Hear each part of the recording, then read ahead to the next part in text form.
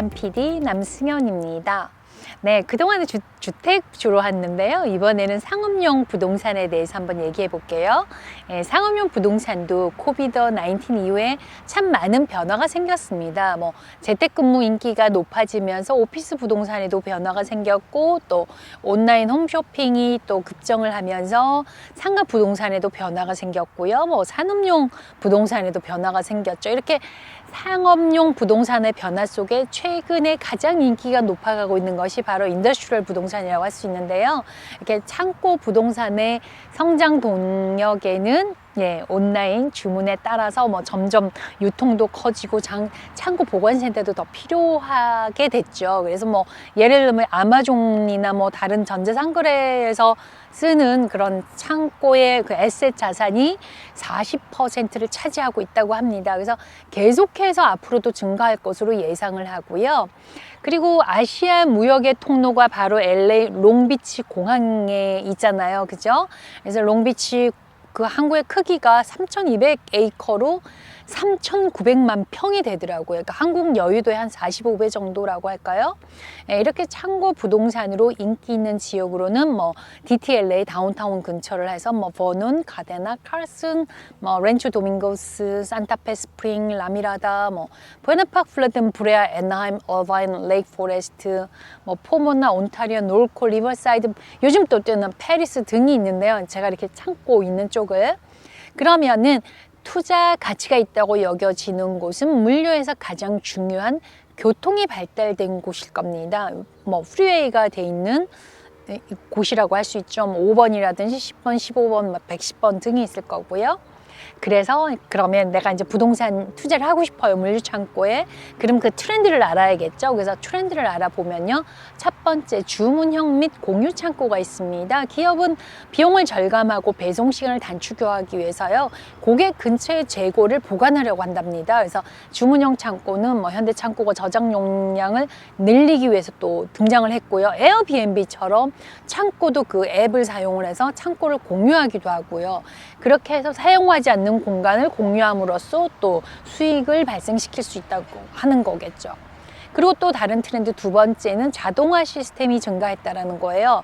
완전 자동화된 창고는 앞으로 더 시간이 필요할 수도 있지만, 그러나 자동화 시스템은 가속화되고 있다고 할 수 있고요. 자동화된 셔틀 시스템을 통해서 창고는 생산성의 손실, 처리량 이런 걸 좀 더 이렇게 낮출 수 있는 거고, 자동화된 그 팔레트 셔틀 시스템을 사용해서 다양한 제품을 대량으로 보관할 수 있습니다. 또한 이렇게 자동화된 시스템은 코비드 안전 문제로 인해서요, 많은 시설이 부족한 상황에서 점점 매력적으로 다가오기도 하고요. 미래의 로봇 공학은 창고의 생산성을 높이는 동시에 파킹 및 배송의 오류를 줄일 수 있는 자동화 시스템이 될 수 있을 겁니다. 로봇이 더 많은 사용 사례에서 효과적인 것으로 입증이 되면 현대 창고에서 좀 더 많이 모던하게 사용하지 않을까 합니다. 그 다음에 IoT 기술도 있을 거고요. 그 다음에 창고 공간을 높게 만들고 있습니다. 그러니까 물류가 늘어남에 따라서 보관할 수 있는 공간이 더 필요하잖아요. 그러면 저장 용량을 더 확보하기 위해서 창고가 12피트다, 14피트 이러면은 36피트. 요즘 새로 짓는 거 거의 다 36피트 또는 40피트까지 이렇게 되고 있고, 새로 짓고 또는 개조되고 있거든요. 그래서 이렇게 천장을 높여 놓으면 필요한 공간을 더 많이 만드는데 효율적이라는 거죠. 이렇게 리노베이션은 새로운 기술을 구현할 수 있는 기회가 될 수 있고요.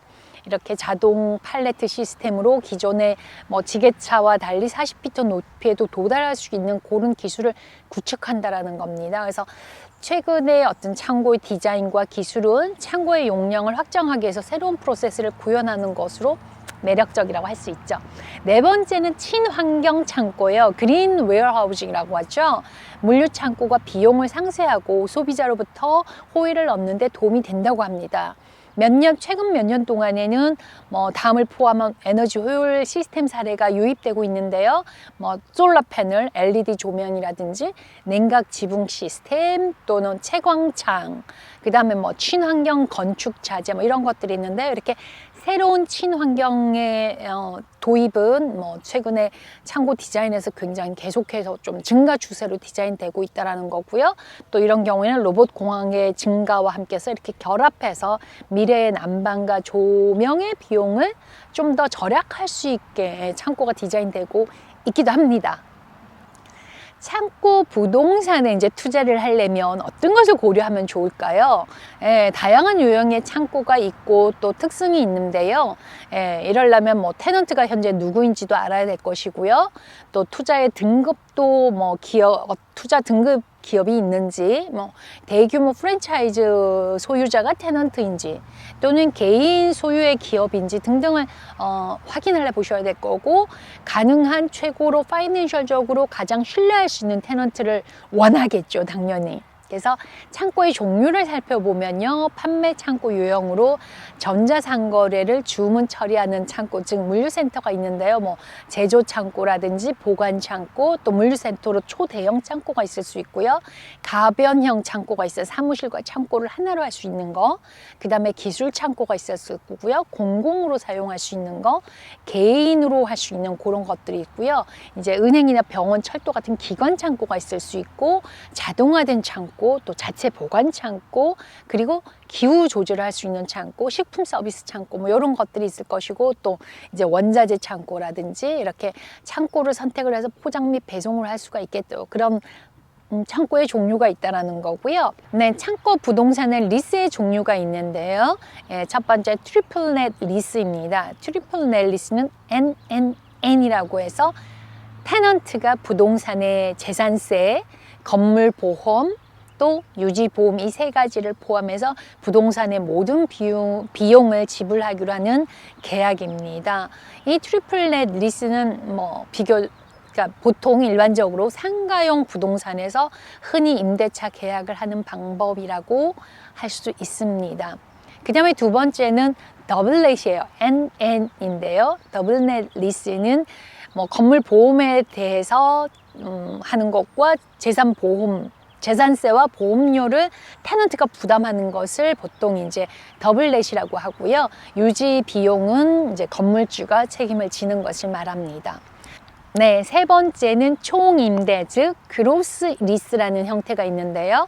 총임대차의 계약은 건물주가 모든 비용을 부담을 한다라고 생각을 하시면 돼요. 그럼 테넌트는 그 임대료의 모든 비용이 포함되어 있다라고 생각을 하면 되는데요. 뭐 보통 사무실이라든가 그 다음에 웨어하우스 같은 경우에는 이 그로스 리스를 많이 사용하기도 합니다. 유틸리티 같은 경우에는 이제 프로퍼티마다 좀 차이가 있기는 해요. 뭐 그로스래도 포함되는 것도 있고 아닌 것도 있더라고요. 물값 같은 건 거의 포함이 되는데 뭐 전기요금 같은 거 이런 건 되는데 안 되는 것도 있더라고요. 예. 그 다음에 이제 요거와 조금 더 다른 네 번째 수정된 총임대라고 제가 할 수 있는데, 이게 modified gross lease라고 해서요.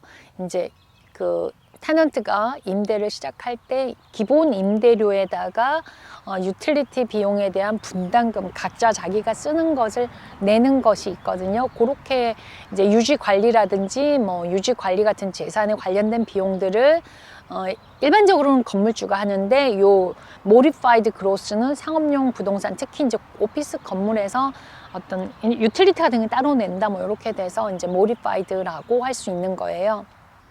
네, 네 번째로 이 인더스트리얼 부동산, 웨어하우스 부동산의 데이터를 한번 살펴보려고 합니다. 데이터가 매우 중요하잖아요, 그죠? 그래서 지금 소켈 지역의 각 산업용 부동산의 마켓을 좀 분석을 해봤는데요. 2022년 2분기 쿼터 2에서는 그 LA 지역의 공실률이 산업용 부동산 1.7%입니다. 2020년의 같은 쿼터는 3.2%였고요. 연 렌트비는 13.5%가 상승을 했습니다. 평균 스퀘어당 가격은 1불 39이고 마켓에 세일된 보면은 스퀘어당 303불이고 이 에셋 밸류는 287빌리언이었습니다. 네, 인랜드 엠파이어 지역을 살펴보면요. 현재 공실률은 1.4%를 나타내고 있고요. 2020년 2분기에는 3.7%였는데 공실률이 2.3%가 내려갔다고 보는 거고요. 연 렌트비는 15.8%가 상승을 해서 굉장히 높은 상승률을 보이고 있다는 거고, 렌트비는 스퀘어당 0.97 정도 하고요. 마켓 세일은 스퀘어당 225불 정도로 좀 낮게 그래서 많아지는 것 같아요. 그래서 이쪽에 팔린 건 한 168빌리언 정도 됩니다. 네, 그러면 오렌지 카운티는 어떨까요? 예, 현재 공실률은 2.1%이고요. 20년에는 3.4%였습니다. 연 렌트비는 11.6%가 상승을 했고요. 스퀘어당 1불 40입니다. 가장 높은 가격을 나타내고 있죠. 마켓 세일 밸류는 마켓 그 세일은 그러니까 스퀘어당 324불이고요. 에셋 밸류는 98.1빌리언으로 가장 낮다고 볼 수 있습니다. 이렇게 전체적인 이 서든 캘리포니아의 창고 부동산 마켓을 간단하게 분석을 해봤습니다. 그러면 다섯 번째, 웨어하우스 투자를 어디에 투자하는 게 좋을까요? 네. 제품을 신속하게 입고하고 배송할 수 있는 능력은 창고 부지를 선택하는 데 중요한 요소가 될 수 있겠죠. 그래서 전자상거래 회사의 경우에는 이 창고가 교통이 좋은 곳에 위치해야 하는 것이 좋을 것이고요. 뭐 프리웨이가 중요하기도 하지만 또 공항이나 항구가 접근해 있다면 좀 더 좋을 수 있겠죠. 뭐 특히 제품이나 자재를 반입하고 출하하는 비용이 차지하는 비율이 굉장히 높게 차지하잖아요. 그래서 이런 지역 선택이 매우 중요하다라고 말씀드릴 수 있고, 유통회사인 경우에는 또 인구 밀집이 좀 더 많은 곳에 하는 것이 좋다라는 생각을 합니다. 그리고 뭐 국가 간 배송이 더 필요하다고 하면은 트럭이 움직이기 좋은 곳이 좋을 테고요. 산업 및 창고 부동산 시장은 계속해서 앞으로도 계속 강세를 보일 것으로 전망을 합니다. 그래서 어떤 투자 유형이든 좀 공부를 하시는 만큼 결과가 좋을 것으로 생각을 개인적으로 하고요. 그런 말 있잖아요. 프리랜치는 없다라고 하듯이요. 그래서 창고의 종류와 연식, 그 테넌트의 퀄리티, 그 다음에 임대 구조, 위치 등을 반드시 검토를 하고 같이 평가를 받은 후에 투자를 하시길 바랍니다. 그래서 좀 더 자세한 것은 추후에 또 좀씩 할 수 있을 것 같고요. 또 궁금한 상담이나 이런 것은 제 개인 메일이나 문자나 카카오톡 다 좋습니다. 보내주시면 제가 아는 한 성심성의껏 말씀을 드릴 거고요. 어떤 분이 이렇게 이메일 보내셨는데 한 3일 정도가 넘었는데도 제가 대답을 못 받았다 할 때는 다시 한번 보내주시면 좋겠어요. 이렇게 문의사항이 많다 보니 뒤로 이렇게 밀려지는 경우도 좀 있거든요. 네, 오늘은 여기까지입니다. 요즘 때는 창고 부동산 오늘 한번 준비해봤습니다. 부동산 PD 남승려였습니다. 감사합니다.